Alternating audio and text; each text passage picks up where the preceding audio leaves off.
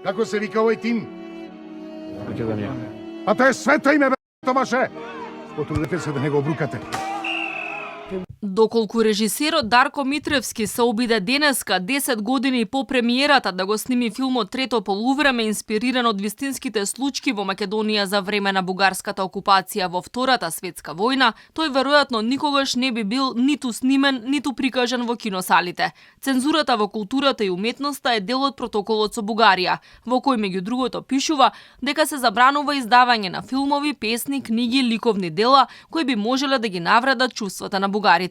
Филмот е многу емотивен и поучен, но воопшто не е забавен, како што сака министерката за култура. Таа се обиде да влие врз уметниците со порака да творат, но само позитивно, за да го расположеле народот, без да ги нервираат бугарите. Во спротивно нема да видат ниту денар од државните пари. Слободно сите нека творат, да се твори во духот на она што ќе го расположи народот и публиката, а не што народот повторно ќе го врати назад во мрачни времиња кај што на вистина не видовме ништо добро.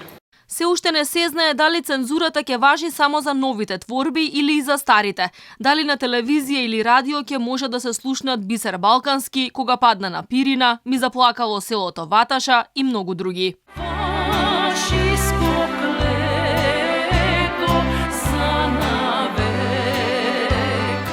Јавноста реагираше и кога на прославата за Илинден беа изоставени Делчев и фашистичкиот окупатор во песната Во борба.